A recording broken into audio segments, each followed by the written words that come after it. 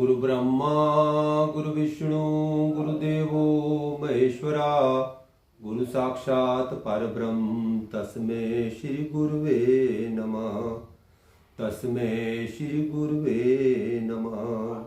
नमस्कार मित्रों, मैं चंद्रमोहन वैद एस्ट्रो सर्किल अलवर में आपका स्वागत करता हूं।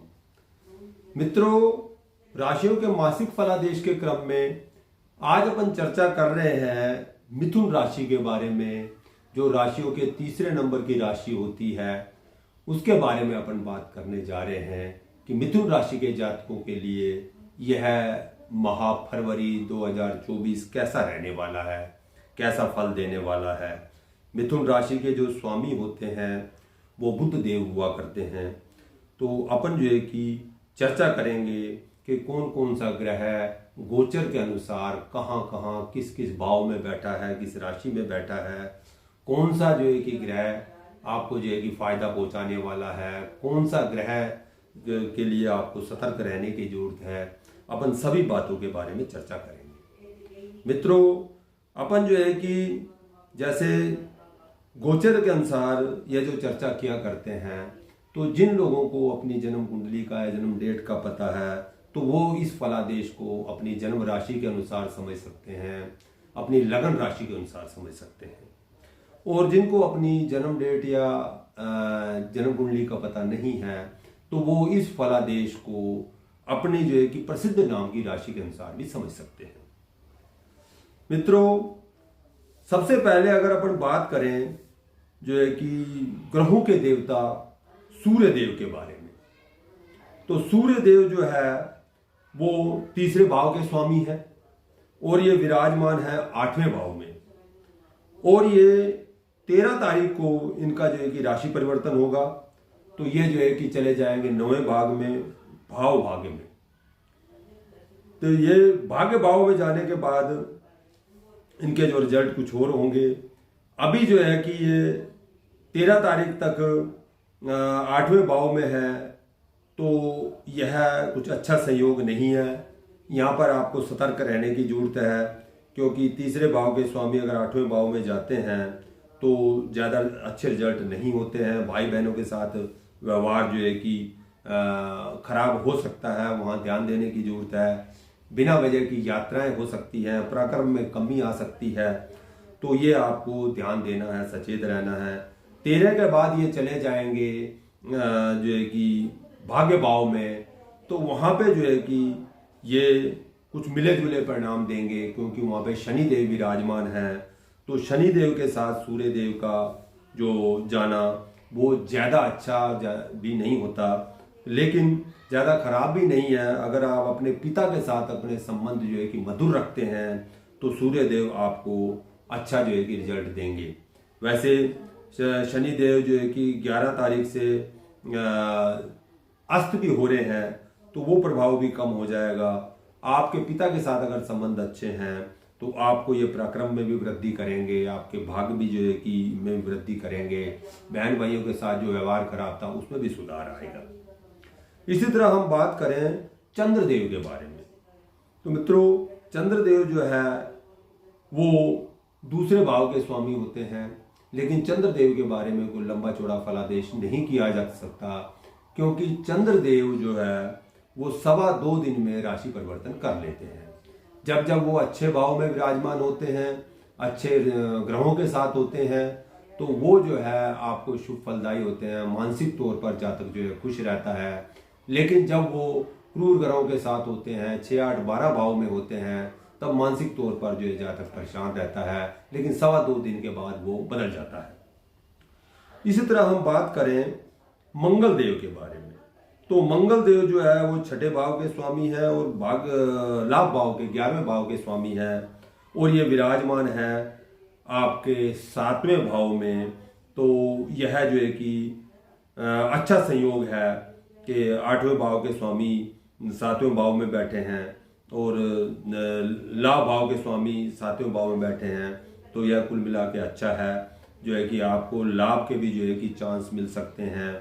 आपको जो है कि जिस काम में हाथ देंगे तो आपको लाभ मिलेगा। आपको जो है कि वैवाहिक सुख भी मिलेगा, व्यापार में भी आपको जो है कि फायदा मिलेगा। लेकिन 5 तारीख को यह चले जाएंगे 8वें भाव में, तो यहाँ आपको सतर्क रहने की जरूरत है। यहाँ पे जो है कि मंगल के मिले जुले परिणाम देखने को मिलेंगे, क्योंकि 8वें भाव में रहकर विपरीत परिवर्तन योग बनता है। तो यहाँ पे जो है कि 6ठे भाव के स्वामी हैं, 8वें भाव में बैठे हैं, तो उसमें कोई मिले जुले परिणाम समझने की जरूरत है। क्यों? तब जो है कि यहाँ पे रह के आपको कोई कंपटीशन में भी जो है कि फ़ायदा मिल सकता है। आपको जो है कि कोई रोग रिपू में भी जो है कि फ़ायदा मिल सकता है। लेकिन उसके साथ साथ कहीं जो है कि कोई ड्राइविंग करते हुए आपको संभल के रहना है, क्योंकि मंगल देव का 8वें भाव में आपको जो है कि कोई चोट चपेट की भी संभावना बन सकती है, तो वहाँ आपको सतर्क रहना है। लाभ का भी कभी कम और कभी ज़्यादा उस तरह के प्रभाव देखने को मिलेंगे। इसी तरह हम बात करते हैं बुध देव के बारे में। तो बुध देव आपके राशि के स्वामी हैं, लगन के स्वामी हैं, और ये आपके 4थे भाव के भी स्वामी हैं, और ये विराजमान है आपके 8वें भाव में। तो यहाँ पर जो है कि आपको ध्यान देने की जरूरत है, क्योंकि बुध देव 20 तारीख तक यहाँ पर विराजमान रहेंगे। तो 20 तारीख तक आपको सतर्क रहना है।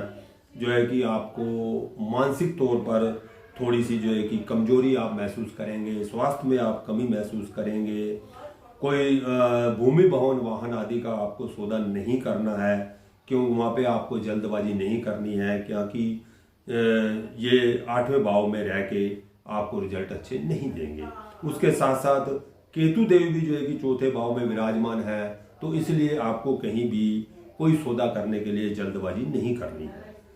20 तारीख के बाद ये चले जाएंगे आपके भाग्य भाव में, 9वें भाव में। तो वह समय आपके लिए बहुत अच्छा होगा।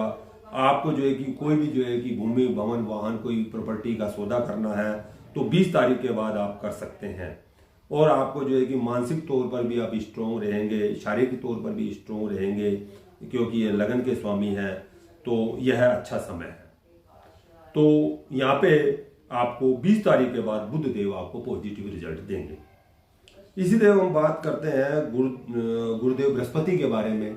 गुरुदेव बृहस्पति जो है वो 11वें भाव के स्वामी, 11वें भाव में विराजमान है। वो स्वामी है आपके 7वें भाव के, वो स्वामी है आपके 10वें भाव के, कैरियर भाव के, और अच्छे घर में जो है कि विराजमान है। तो गुरुदेव बृहस्पति की तरफ से आपको पूर्ण रूपेण जो है कि बल्ले बल्ले होने वाली है।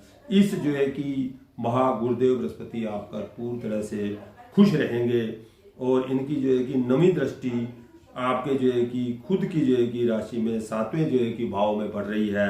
तो आपका जो है कि वैवाहिक जीवन में अच्छा सुख जो है कि देखने को मिलेगा। वैवाहिक जीवन आपका सुखी होगा, व्यापार में आपकी बढ़ोतरी होगी, पार्टनर के साथ संबंध अच्छे रहेंगे, क्योंकि उनकी नवी दृष्टि सीधा अपने ही भाव पर पड़ रही है। और 12वें भाव के 10वें भाव के स्वामी हैं। तो ऐसे में आपको जो है कि कैरियर संबंधी कोई नौकरी के लिए जो है कि अच्छा चांस मिल सकता है। कोई हो कि आपको जो है कि कोई प्रमोशन की इंतजार है, तो वो भी आपको मिल सकता है। कोई पैकेज बढ़ने का जो है कि इंतजार है, तो आपका पैकेज बढ़ सकता है। तो मतलब आपके लिए कैरियर संबंधी, व्यापार संबंधी आपको जो है कि पूरा सहयोग मिलने वाला है गुरुदेव बृहस्पति की तरफ से।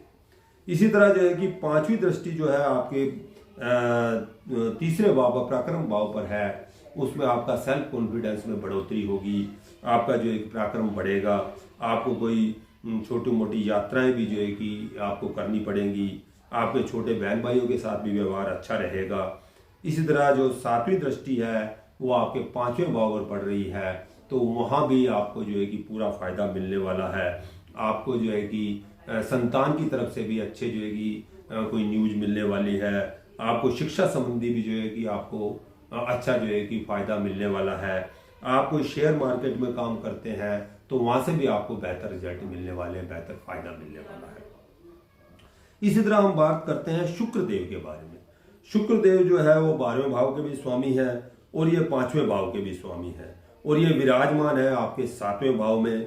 तो यह एक अच्छा संयोग है आपको जो है कि लव लाइफ के लिए, आपको जो है कि शिक्षा के लिए, आपके जो है कि बच्चों के लिए शुक्र देव के जो है कि बेहतर रिजल्ट नजर आएंगे। तो शुक्र देव 12 तारीख तक आपको ये बेहतर रिजल्ट देंगे। आपको जो है कि कोई विदेशी कोई वीज़ा बनवाना है या विदेशी व्यापार वाली बात है, तो उसमें भी 12 तारीख तक आपको बेहतर रिजल्ट नज़र आएंगे। उसके बाद 12 तारीख के बाद ये चले जाएंगे 8वें भाव में, तो वहाँ आपको थोड़ा सोचना पड़ेगा, वहाँ पे थोड़ा सा मिले जुले परिणाम प्राप्त होंगे, क्योंकि वैसे भी यहाँ पे ये 8वें भाव में जाके विपरीत परिवर्तन राजयोग बनता है, तो इसलिए ज़्यादा बुरे भी नहीं कह सकते, तो मिले जुले आपको परिणाम यहाँ पे मिलेंगे। तो यहाँ भी थोड़ा सा आपको थोड़ा सा सतर्क रहना है, बाकी इतना बुरा प्रभाव नहीं होगा शुक्रदेव की तरफ से। तो इसी तरह अगर हम बात करते हैं शनि देव के बारे में, तो शनि देव जो है वो आपके 8वें भाव के भी स्वामी हैं, वो आपके 9वें भाव के स्वामी हैं और खुद की राशि में जो है कि विराजमान है। तो यह एक बहुत अच्छा संयोग है, लेकिन ये जो है कि यहाँ पे आपको फायदा कराएंगे, ये आपके जो है कि भाग्य में जो है कि बढ़ोतरी करेंगे, ये आपके जो है कोई रुका हुआ धन भी आपको मिल सकता है। मतलब यहाँ पे ये आपको अपने 12 तारीख तक काफ़ी जो है कि अच्छे रिजल्ट देंगे। 12 तारीख के बाद ये जो है अस्त हो जाएंगे, तो उस समय जो है कि इनके प्रभाव में कमी आएगी, तो भाग्य भी आपका धीरे धीरे साथ देगा, और जो है कि जो भी 8वें जो है कि भाव के जो भी कोई रोग भी आपको जो है कि परेशान कर सकता है, क्योंकि शनिदेव की स्थिति कमजोर हो जाएगी, तो थोड़ा मिले जुले परिणाम देखने को मिलेंगे। क्योंकि कमजोर जो ग्रह बुध जो ग्रह अस्त हो जाता है, तो उनके फिर जो है कि प्रभावों में कमी आ जाती है। तो कुल मिला के थोड़ा सा 12 तारीख के बाद आपको सतर्क रहना है। इसी तरह हम बात करते हैं राहु देव के बारे में, तो राहु देव जो है कि यहाँ पे रह के आपको अच्छे परिणाम देते हैं। 10वें भाव में आपको जो है कि कैरियर संबंधी जो है कि कोई व्यापार संबंधी आपको अचानक जो है कि लाभ दिलवाने का काम करते हैं राहु देव। तो यह था मित्रों जो है कि मिथुन राशि वालों के लिए फरवरी माह का फलादेश।